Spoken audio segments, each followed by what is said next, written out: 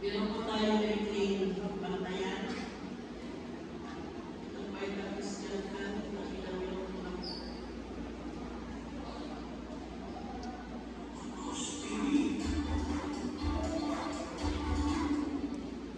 lahat ay nagbabago, ganoon din ang gawin ng tao. Walang mapagsasabi ng takbo ng mundo, maging ang takbo ng buhay mo.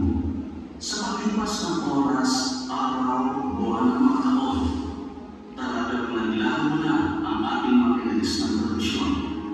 Halina't silipin ang nakaraan ng ating pinabalik-balikan at isang tabi ang paglalakad sa kasalukuyan walang kasiguruhan. Kung ating pagninilay-nilayan ang nangyayari sa kasalukuyan, hindi ba napakalayo na natin sa ating mga kalisan? Dati nakasanayan ang sabay-sabay na magkain sa pagkainan ng buong pamilya. Ngunit ano na nangyari ngayon? Nawawalan na ang oras ang miyembro ng pamilya para sa isa't isa. Abala na ang bawat isa sa kanya-kanyang mga responsibilidad. Mapaisulirahan man niya ang trabaho. Kung magkasabay-sabay man, imbis na pusahin ang isa't isa, gadget pa rin ang kaharap-habang kumakain. Dagdag pa rito ang dati natin hindi na mapagaan ng pagmamano sa mga nakakatanda. Bihira na ngayon ang mga kabataang gumagawa rito. Minsan ang kanan din, pumarinig ang mga nakababaan ng gumagamit ng opo. Sabay kinakausap ng mga mas nakakatanda sa kanila. Mas umiiral pa ang pagsagot ng pagbalang kaysa pagkalan. Kung dati sumasakit ang puno ng mga nanay sa mga anak nila, dahil sa ayaw umuwi, naglalaro ng larong kanin. Ngayon, mga anak na adik sa gadget na ang sakit ng unang mga magulang. Dahil puso-puso ang susunduin ng pamalo para lang umuwi. Ngayon, kakatila ng gadget para lang umigil sa alala. Tuluyan na natin isasantabi ang pamilyang dinisenyo ng mga para sa atin. Nakalimutan naman natin ang utos ng Diyos sa atin. Sinasabi sa Exodus, Kapitulo 20, talata 12, na dapat natin igalang ang ating mga magulang, gayon din tayo ay mabubuhay sa lupang binigay sa ating Yahweh na ating Panginoon. Sinabi rin ng Colosas 3:20 na sundin natin ang ating mga magulang sapagkat ito ang nalulungkot para sa Kanya. Nalulungkot isipin na panalaman pala ang mga nangyayari sa atin. Kaya ba, lumalakad tayo na hindi natin alam ang ating pagtutunguhan. Inayaka ang walang kasiguraduhan, bakit hindi natin ibalik ang kinaulian? Iwaksi ang bagong nakasanayan at buhayin ang kulturang inalis na.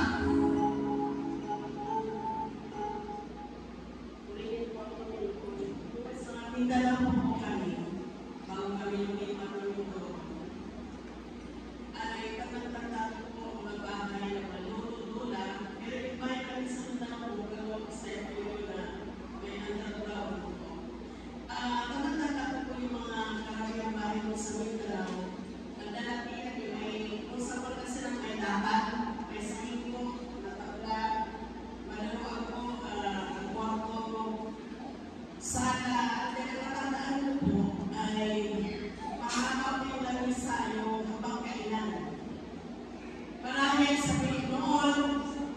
sabay na nagdarasan, pagkatapos ay nagmamalo yung mga anak. And then sabay-sabay kumain. Paano sabihin mo, ano sama? Tatalo. Tama po kayo, marahil hindi na po halos, hindi na makuha na buong pamilya sabay-sabay pagkain na may trabaho, may pasok. Hindi po natin yun. Pero ito ang iyak po. Noong unang panahon, mas mataas ang usaping pag-ala sa mga bata, sa mga nagkakatanda, ng mga anak sa mga magulang. Mas mataas ang pag-ala. Paulit-ulit natin na mabagit. Noong unang panahon, kung sa salitang pagkasinan, linis na ba ang pag-aral? Nagsindi talaga ng linis na ba? Tingin lang. Noong unang panahon po, napakataas ay pagkano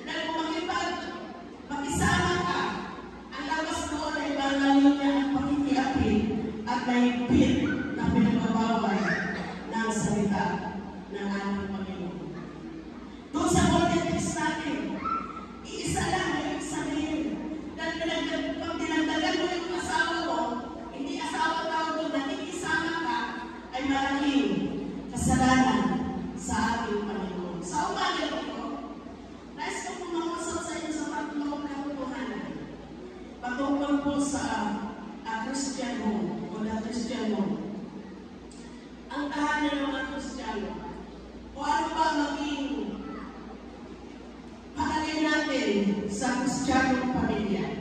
Tatlong katotohanan. Number 1. Ang sabi po dito, basahin po natin 1, 2, 3, go. Ang Kristiyan. Yung po may sigla, 1, 2, 3, go.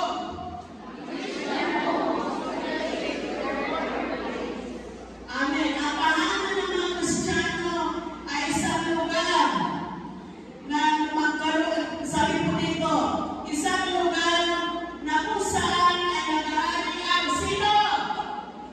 Isang lugar na kung saan nag-aari ang Panginoon. Makatawag ka ng Kristiyano dahil ang nagawin sa tahanan mo ay walang iba kundi ang Panginoon. At ang sabi dito, you cannot have a Christian home without Christ. Ito sa tinahan. Ulitin natin. You cannot have a Christian home without Christ. Hindi ka pwede at hindi ka maaaring magkaroon ng Christian na si Kristo ang nanay ng pamilya mo kung hindi mo tinanggap ang Panginoong Yesus bilang Panginoon at tagapagligtas ng iyong buhay. Dahil si Kristo lamang ang dapat maghari sa ating pamilya. Dahil siya ay tinanggap natin Panginoon at tagapagligtas ng ating buhay. Automatic po yung nadadaloy dahil si Kristo ang hari ng buhay mo. Automatic po yun na maghari ng pamilya mo ay ang ating Panginoong Yesus. Hindi po ibig sabihin sino ang hari ng pamilya. Hindi si tatay. Kundi ang ating Panginoong Yesus. Hindi po ibig sabihin na hindi po gadget ayon sa namantayan natin ang maghari sa pamilya. Meron po nag-invite sa amin sa Talita upang ipagdiwang yung kaarawan ng kanyang anak na dinala ko sa Jollibee.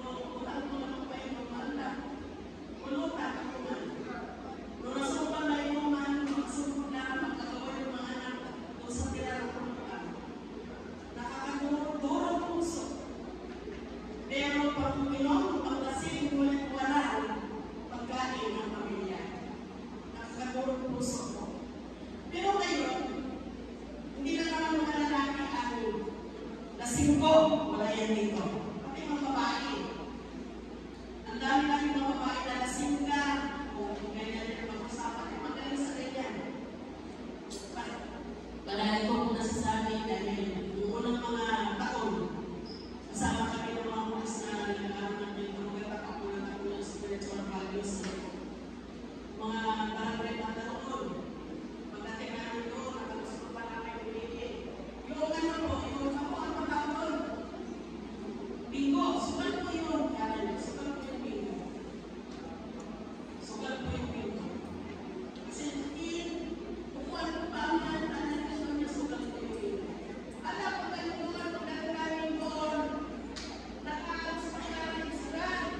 Pagbalik po namin, nandiyon pa rin sila ng stock. Sabi ko, Lord, hindi pa umano at hindi ako nagmamalaki. Pero paano naramay pamilya na raya?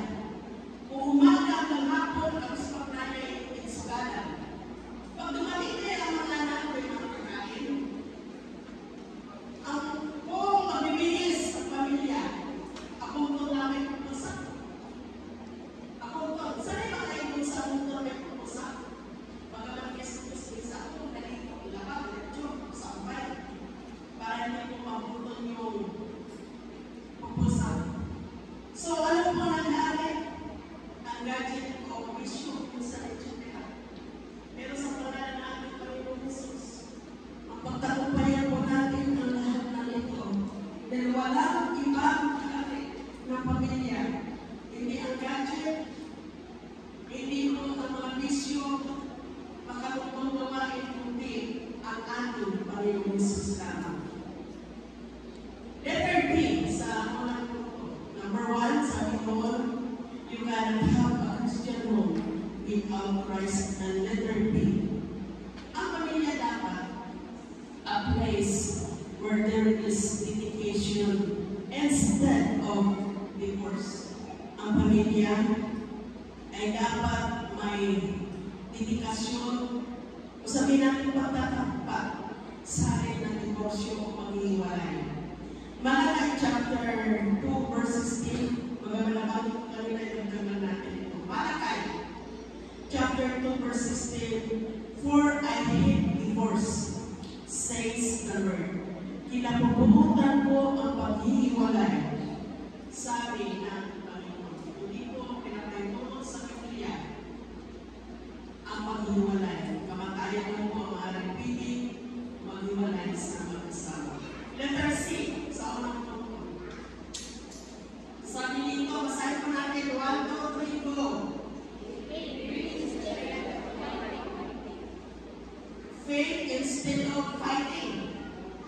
Ang pananampalataya sa halip na bugbugan, sa halip na awayan. Ganito po nangyayari sa mag-asawa na. O kaya kasama na, pag mainit yung isa, ang ikaw kung may sakit. Nung may sabayan, ang sabayan, pag yan siya, ang sabi ko, ng Biblia, basahin natin na yan. Ano po pananampalataya? Instead na awayan, kung lumaban ka, no? Pag apoy ang isa, ay dapat kong gawag kung bigbig na apoy, dapat kong big. Ibig sabihin, pag mainit ang isa, ay dapat ano ka, malamig. Noong bilagin, ang putang lang ni Suno ko may sakin, sa bayan, yung putang pinagawa eh. Gawin ka lang, chapter 15, verse 1, alam po natin mga minamahal at talatang ito, ulit mabasahin po natin. Tingnan po natin ito sa harapan. 1, 2, 3, mabasa.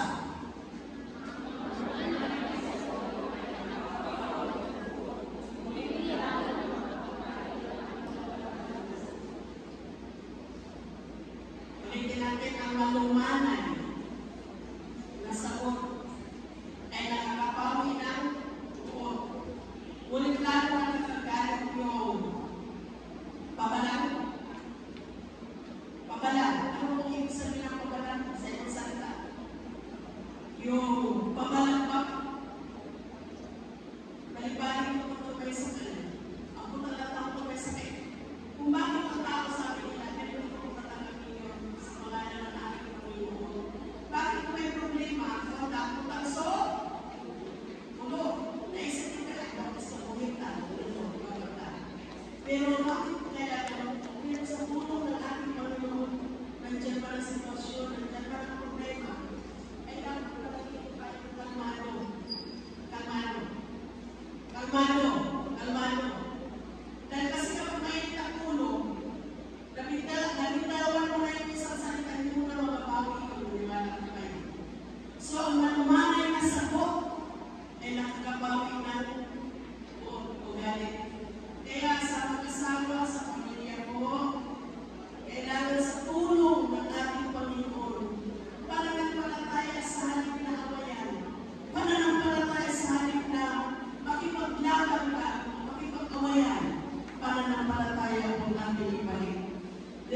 bring, sabi dito, harmony instead of hatred. Ano po sa Tagalog itong harmony? Kung kaya sabihin natin, pagkakaisa sa halip na ano po ito? Sa halip na buo. Sa halip na buo ay pagkakaisa. Ang pamilya ay pag-protect ng church.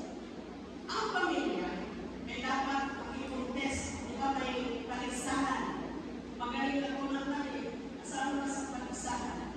Magaling kang sumaya o ano ba yung lumamayan? Ang paligsahan ka.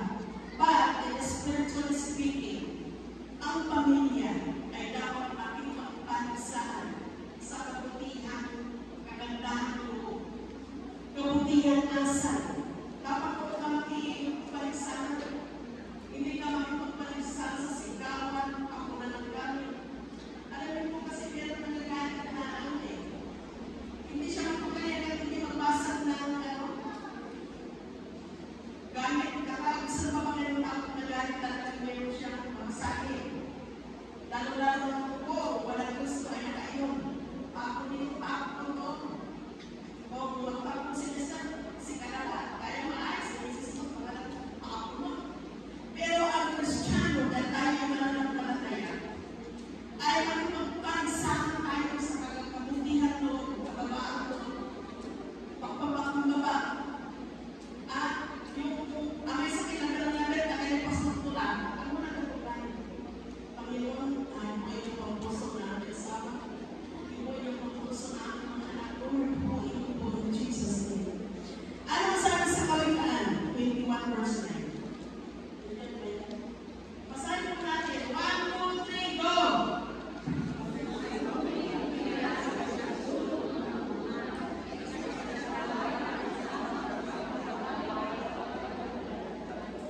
Maraming po salamat. Ano po sabi? Kasi sa Israel, ang pagkakulan nila ay pinimutirahan eh. Pinimutirahan ang mga pagkulayan ng Israel. Kaya sabi rito, mas mabuting tumira sa isang sulok ng bubungan kaysa isang bahay na kasama isang babae palaaway, isang babaeng kalaber. Pero nga mangyayari, ang may naglalabel. Nata may sinister at gagawin nila marami. Nata hindi mo may misis, kaya kung malay marami. Ang may kabilang ko dyan, timunda. Label, namanaya may pangalabel ko. Maganda. Maganda na tayo yung mister ko na agla sa bayan ng kabilang. Ano po? Parunahan niya, namumutong niya sa mga. Hindi mo ay sinisis na ako na naglalagay ko. Okay, kumagat ka dyan. So, sabi dito, unang punto na Christian home. A Christian home is a place where the Lord lives. Ang isang tahanan Kristiyano ay kung saan nagagamit ang Panginoon.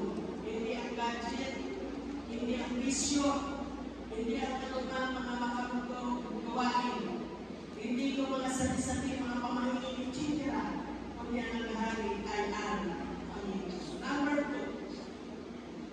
Praise God. Number 2. A Christian home is a place where love praise. Ang tahanan ng isang Kristiyano ay isang lugar na kung saan naghahari ang pag-ibig.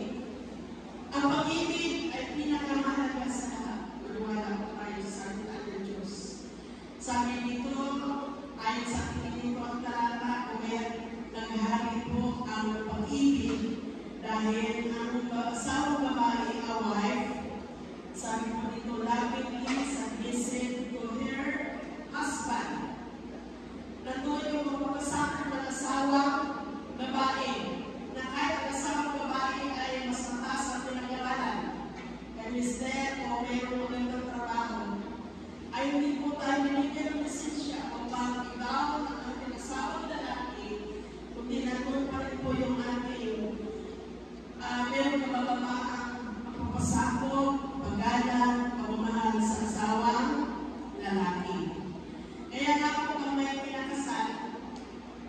pinaliwanag ko, pinag-aralan ko na may bilo. Ang bilo ay nakatakip sa ulo ng babae, sa lalaki po ay sa balikat lamang. Hindi lamang responsibilidad at natutukoy doon, kundi ang asawang babae ay naroon mo yung pagpapasakot sa asawang lalaki. Amin po ba mga misis? At minsan po niya, hindi na po, kundi base po natin sa salita ng Panginoon. Number 2, ito naman para kay asawang lalaki. Husband, ang asawang lalaki, love your wife and don't mistreat her. Sabi sa Tagalog, ang mga lalaki ay mahalin ang inyong asawang babae. Huwag ano ba yung paano may naging huwag huwag ka maging malupit. Noong kung mga nakarang na taon, voluntary ko na nagtuturo ng mga asa o etc. Dahil sa spiritual values, voluntary ko ito nagtuturo ng mga pastor ng mata.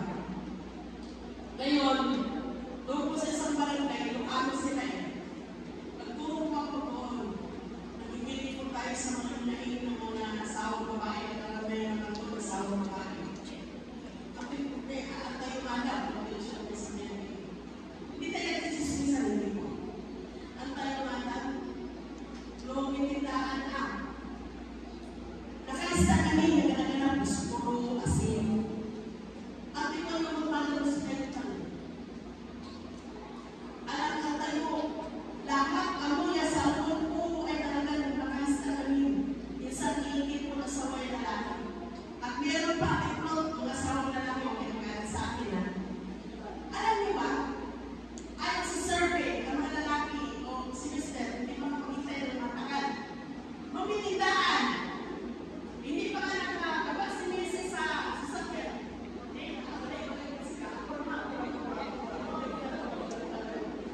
Alam niyo po, ayon sa survey, karamihan ng pinag-alawayan ng mag-asawa. Sinabi ko si Mrs.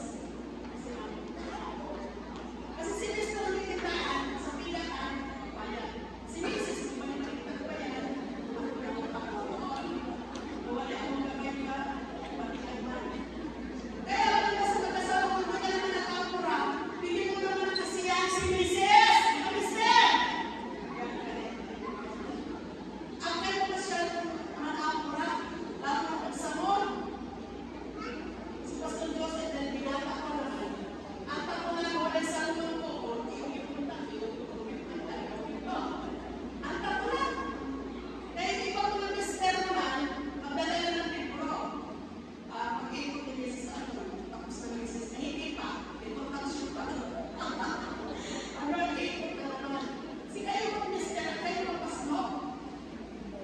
Ang ninangkapin na nung tayo, kita manasiki ay kita lang, kita manasiki, nagaliganak yun eh. Ay, nagaling pa yung kuha. Nagaling pa yung kuha. At ang kapag sa mga babunod ako, maliban na, kung talaga nag-aapuran naman. Maintindihan natin ito. Pero hindi naman nag-aapuran yung Mister. Hayaan natin mabago niya yung pananaw natin sa kapangyarihan ng banal na Espiritu. Kung hindi ka naman nag-aapuran, ay matalaga ka mo, ituganan mo, kung gamay yung nag-aapuran ko. Ang aapuran yung si Mrs. Akin na hindi ba yung buha? Akin na ko naman na. Hindi si Mrs. man ito. Ay, hindi na. Sakitan na. Kuya mo. Kaya yung ibang Mrs. lumitindaan, napunta mo tuloy sa ako. Wala yung pagkakasya. Nagpura pa ako. Nagpura pa ako. Ang makapurahin. Kaya kung magkasuntungan sa kasawa, umanapura ka, magkapura, sige. So yun po mga kapatid, sana tayo, sana ako. Siyempre, mga anak, sabi ko nito ay igala namin ang ating mga magulang.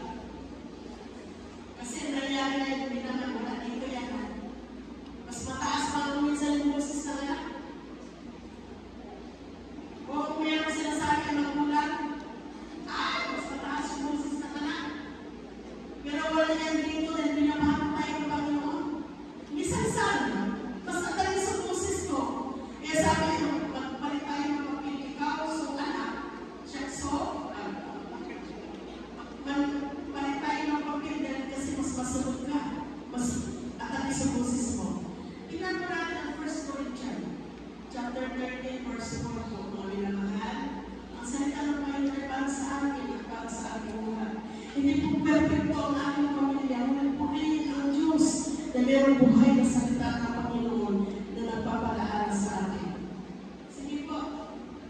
Bawal mo na gawing tamahan.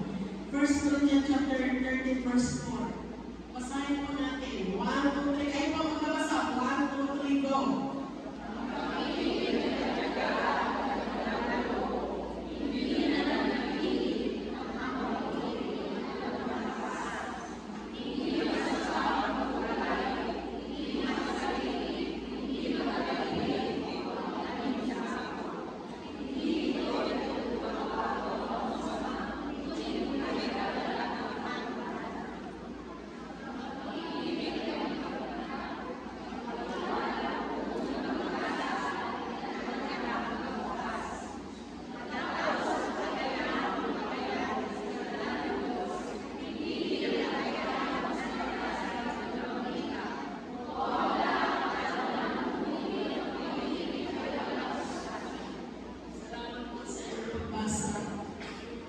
Basa po natin na pag-ibig natin ang pinakamahalaga sa lahat ay ang pag-ibig.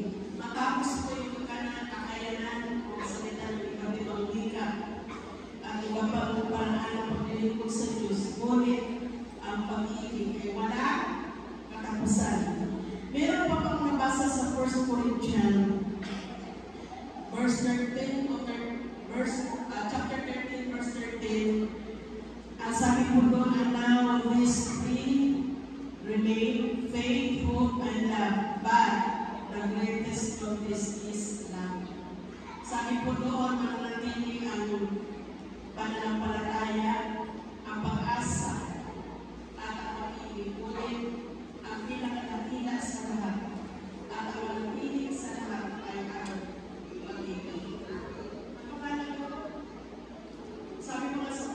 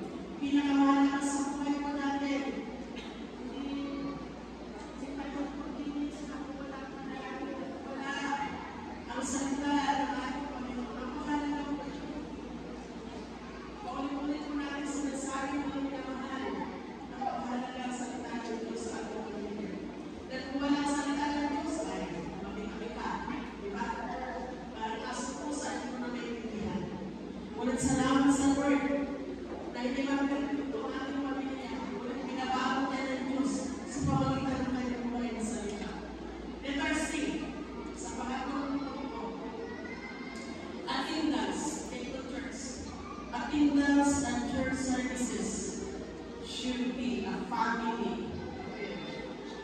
Ang pagdalo sa mga gawain sa simbahan ay dapat isang gawain pang-pamilya. Ito po yung paggawa ng pupuli ng mga tatay. Kasi in Old Testament times, sabi ko, managpalataya ka, ikaw tuloy mo sa bayan ay tapos dahil noong unang panahon, may authority ang ama. Pag sinabi ng ama, para sa mga simbahan, ang kapinayan ng suklan. Kasi sa loob ng tipan, at may sa bagong tipan, yung protocol sa mga tuhinin, tungkol lang sa kaya ng mga pag-aaral sa magulang. At noong unang panahon, walang is lamang ang disiplina ka lang. Unang panahon, kaya as for me and my house, we will serve the Lord. Dahil may authority ang ama. Ngayon, sabi mo, akin na, hindi naman pwede ka nagkalimutan kung kailangan ko ng church. Pero may mga gawa ang Diyos sa ngayon. Panalangin, talimong tayo, kasi namin ang pamilya tayo, na hindi lamang tayo ang dadalo sa gawain ng Diyos, kundi natin buong sa Kanya. O wala ng ama, at nagpapagpis na lang mo yung tayo na natin. At kung nakikita na kailirap, dito, ibigay natin sa Panginoon. Ibigay natin sa Panginoon. Lahat ay meron po. Suliranin ang mga pamilya, may kinakaharap. Ngunit hayaan po natin na pala natin ang kukunin sa tulong ng ating Panginoon. Dahil kasi ang mga anak pinag-aaral. Tapos nagtatrabaho, may panahon sa school, may panahon sa trabaho. Lalo-lalo na. Isang araw na o isang araw na tinagdalo pa nito sa isang linggo o pagpalagalan.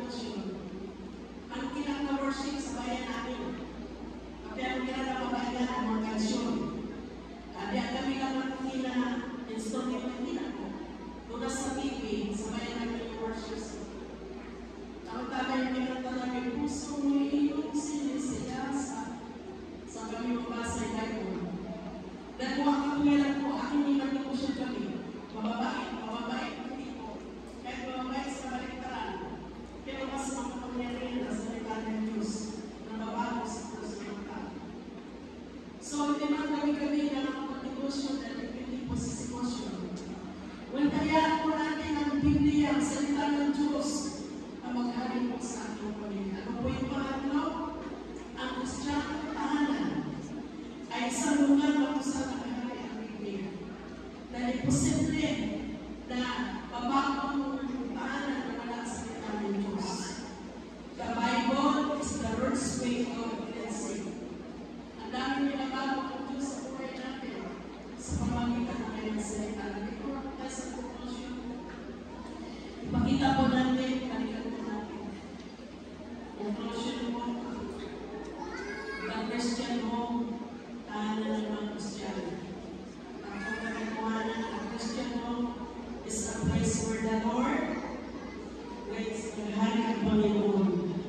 Pangalawa, a Christian home is a place where love, pag-ibig ang nangyari. Pangatlo pa uli, ang Kristiyanong pamilya o tahanan ay isang lugar na kung saan naghari ang Biblia, ang salita ng ating Panginoon. Let's po gawin natin yung we will serve the Lord, we will serve the Lord. Tayo natin yung as for me and my house, we will serve the Lord. Napakalaking alamang sa ating mga